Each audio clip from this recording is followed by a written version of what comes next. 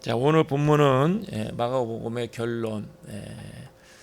지난 시간에도 말씀을 드렸지만은 예수님의 공생의 그 3년 가운데 제자들과 함께 하시면서 많은 것들을 가르쳐 주시고 또 많은 이적을 보여주시고 또 예수께서 마지막에는 십자가 부활의 사건을 제자들에게 경험하게 하시죠. 예수 그리스도가 왜 이 땅에 오셨는가, 또 주님께서 왜 제자들을 부르셨는가, 그 많은 사건들을 제자들이 직접 목도하고 경험하면서 제자들의 마음속에 숨겨져 있는 하나님께 맡긴 사명을 일깨우도록 저들을 직접 가르치시죠. 그럼에도 불구하고 이제 제자들은 깨닫지 못하는 거예요. 그래서 마지막 예수께서 말씀하시기를 세 가지를 말씀하시는데, 첫 번째는 믿음이 없음을 꾸짖으셔요. 믿음이 없다라는 거예요.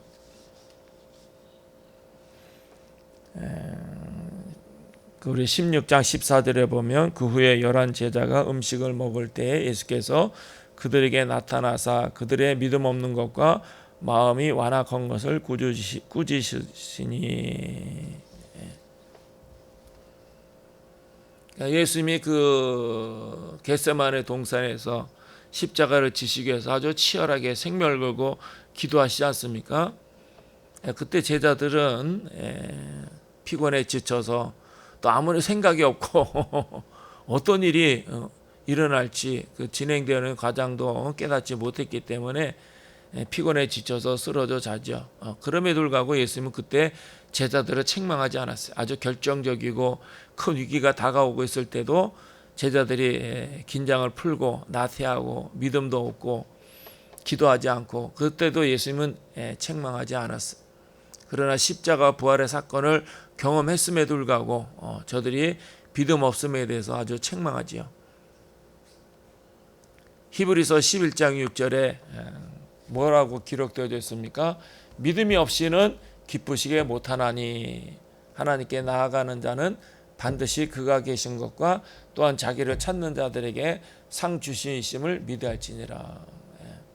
믿음이 없이는 기쁘시게 못한다.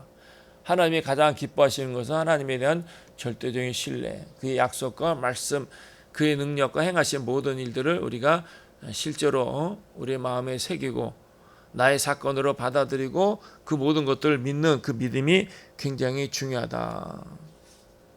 그러나 제자들은 십자가 사건과 부활의 놀라운 역사를 경험했음에도 불구하고 예수께서 이 땅에 오신 목적, 하나님의 아들 되심, 그리고 자기 자신들에게 주어진 그 사명을 깨닫지 못했기 때문에 꾸짖으시는 거죠. 그래서 예수님이 말씀하시는 바는 왜 의심하느냐? 믿음을 가져라. 오늘도 우리에게 마찬가지예요. 우리가 하나님 앞에 믿음의 길을 걸어갈 때 가장 중요한 것은 항상 하나님에 대한 절대적인 신뢰, 믿음. 우리가 상황과 형편, 내 삶의 자리, 경험되어지는 사건들을 보고 내 나름의 판단, 나의 가지고 있는 경험과 지식을 근거로 해서 이해하고 해석하려 하는 것이 아니고, 그 모든 것보다도 내가 눈에 보이고 내가 지금 부딪히는 사건보다도 그 이면에 하나님의 약속, 하나님의 신실하심, 변함없는 사랑을 믿으라는 거죠. 믿으라는 거예요.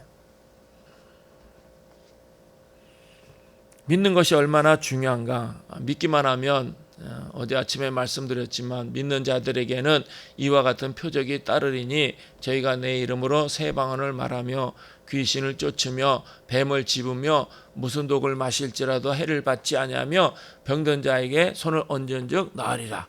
믿음이 있기만 하면 병든 자에게 손을 얹으면 낫는다.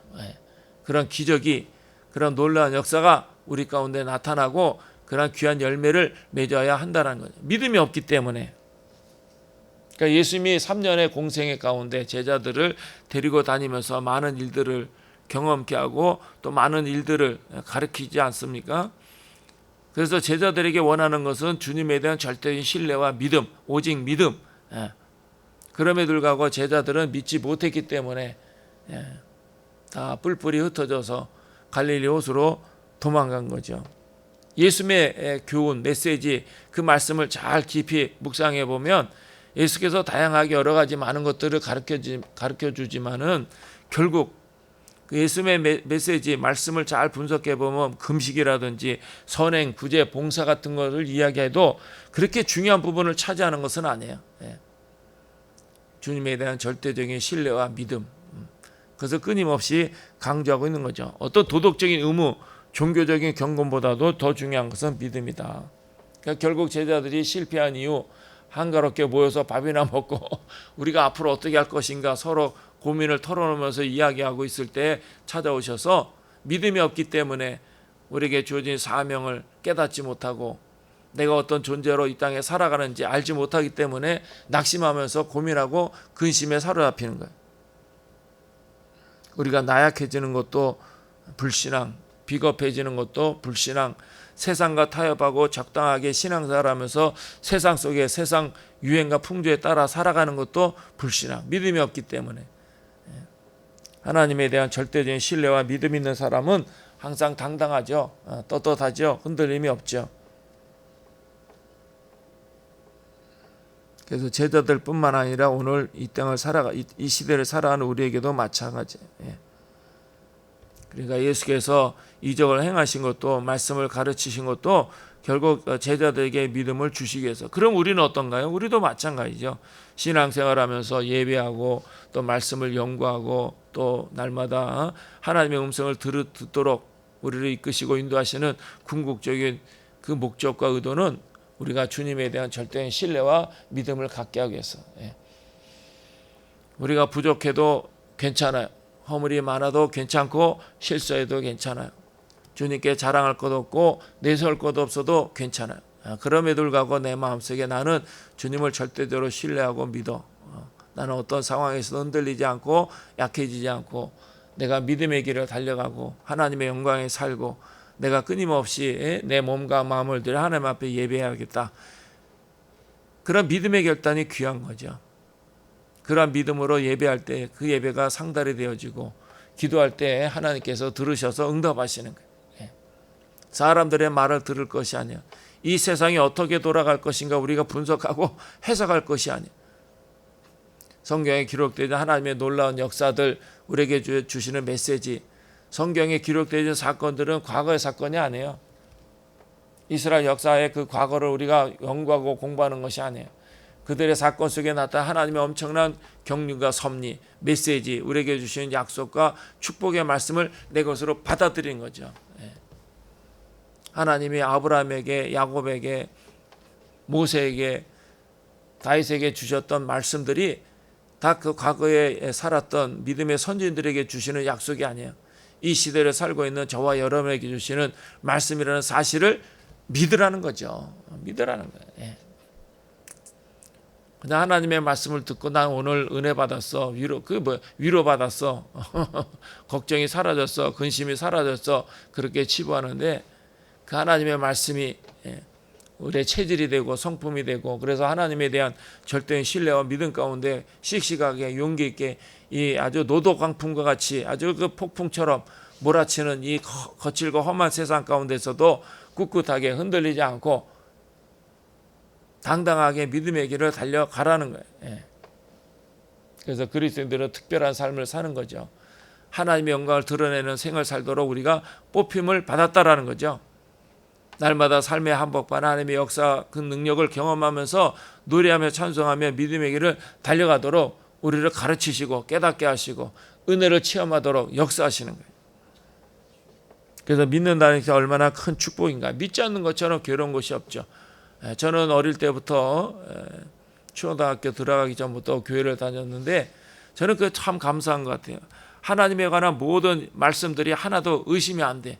근데 젊은 날에는 막 배우고 듣고 생각하고 고민하니까 의심이 많아서 질문도 많잖아요. 젊은 시절에 청년들은 질문이 많아요. 어떻게 그 난공불락의 어리고성에 무너질 수 있느냐. 나팔을 불러서 어떻게 무너질 수 있느냐. 막 물어보고 어떻게 동정녀 마리아가 그렇게 남자도 없이 아이를 낳을 수 있느냐. 우리가 막 고등학교, 중고등학교 때 과학 시간에 다 아이가 어떻게 생기는지 다 배우잖아요. 정자와 난자가 만나서 아이가 생긴다. 그런데 남자 없이 생길 수가 없죠. 그러니까 사람들이 막 의심하고 부정적인 생각을 갖고. 그런데 저는 처음부터 하나도 의심이 안 돼. 다 믿어져. 여리고성이 무너진 것도 믿어지고, 동정녀 마리아의 잉태도 믿어지고, 오병의 기적도 믿어지고,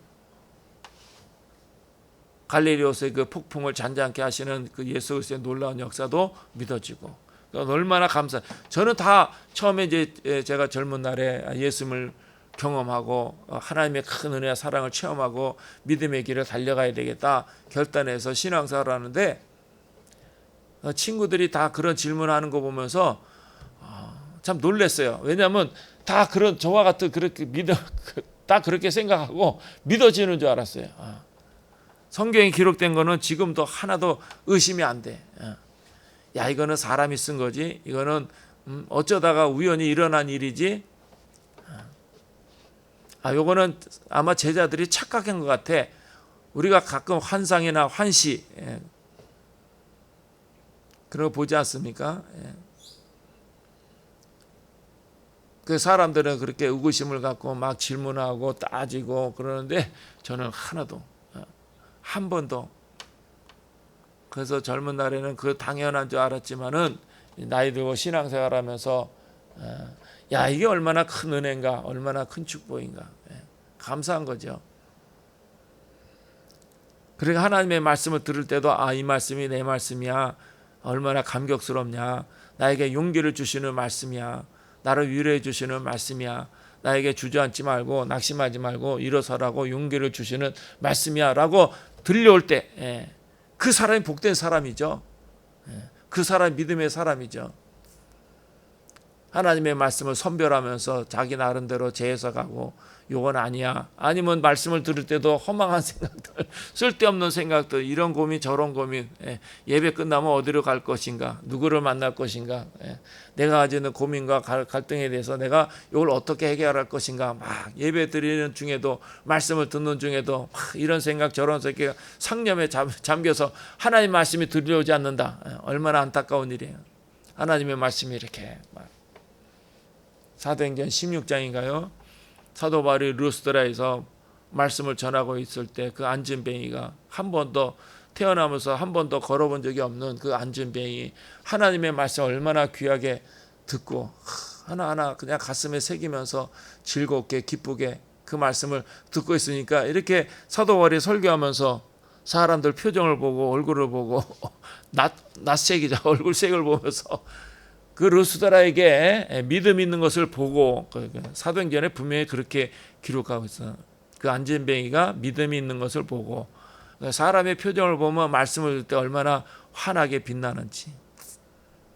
제가 예전에 본당에서 대신방하면서 신방을 하면은 사람들이 은혜를 받으면 그 짧은 한 15분 20분 사이에도 얼굴색이 달라져요.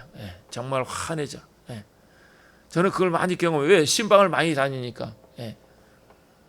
막 성경을 읽으면서 그 자리에서도 막 눈물을 뚝뚝뚝 흘리고. 저는 이 성경의 본문을 그냥 제가 읽지 않고 그 당사자 신방을 받는 가정에 신방을 받는 분에게 한번 읽어보세요. 하나님 말씀입니다. 이 가정에 주시는 말씀입니다. 그 읽어보라 그러면 그 성경 읽으면서 막 눈물이 막 진짜로 막 줄줄줄 얼마나 감동적이고 감격스러운지. 그 은혜 받으면은 내 안에 놀라운 변화가 믿음이 생기는 거죠. 하나님의 은혜 받으면 막 얼굴이 환해지고 빛나고 그런 역사들을 저는 많이 경험했어요. 정말 많이 경험했어요.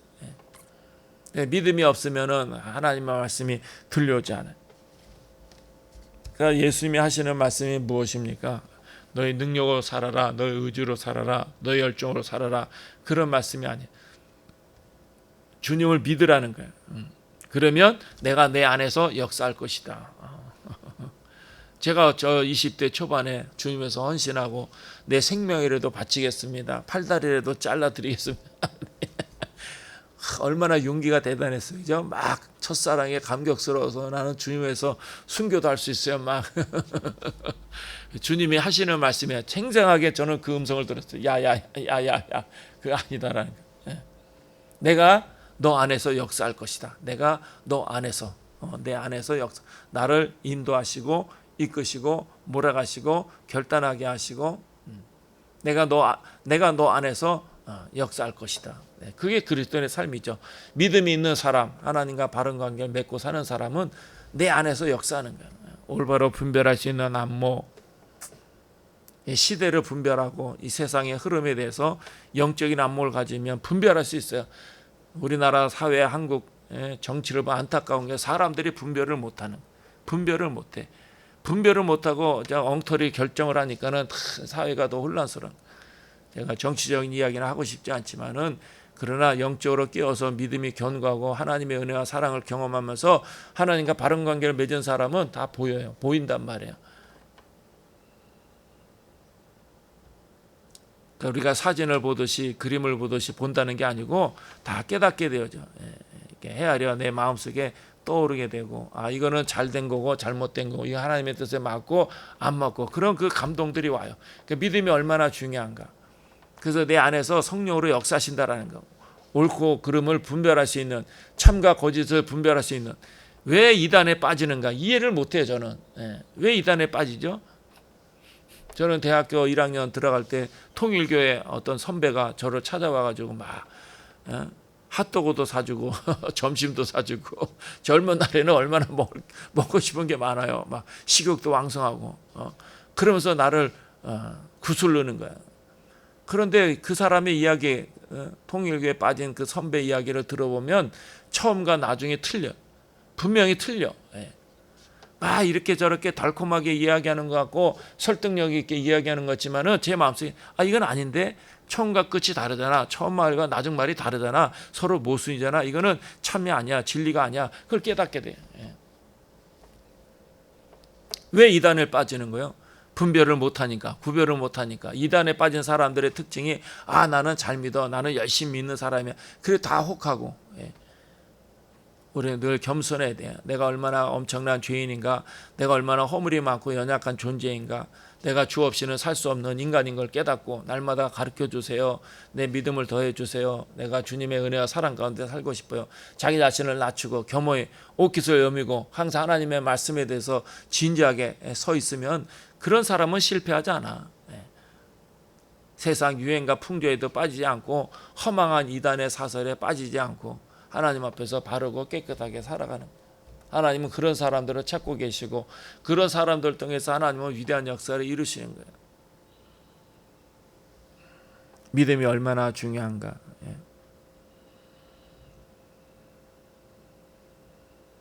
그러니까 제자들이 믿지 못한 이유가 뭐예요? 합리적으로 생각하고 이성적으로 생각하고 자기의 경험으로 생각해서 또 자기가 가지고 있는 지식과 정보로 이 납득이 안 되니까는 받아들이고 믿지 못하는 거야. 예수님의 그 부활의 사건에 대해서 오늘 본문에도 지난 시간에 자기가 살아난 것을 본 자들의 말을 믿지 아니하며 다른 사람의 경험에 대해서도 믿음 있는 사람이라면 성경에 기록된 모든 것들이 과거에 일어난 사건이지만 우리에게 주는 메시지잖아요. 내가 직접 경험한 것은 아니에요.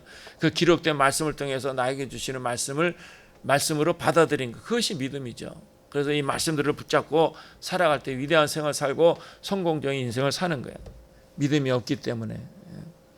그리고 나서 이제 두 번째로 만민에게 복음을 전파하라. 이게 우리의 사명이죠.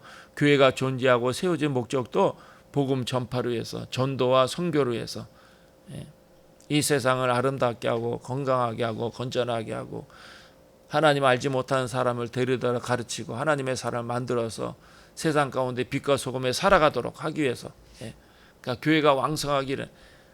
오늘 우리 사회가 아주 복잡하고 서로 극단적으로 감정이 치우쳐가지고 서로 대립하고 막 죽일 듯이 달려들고. 왜 그러죠? 하나님이 없기 때문에.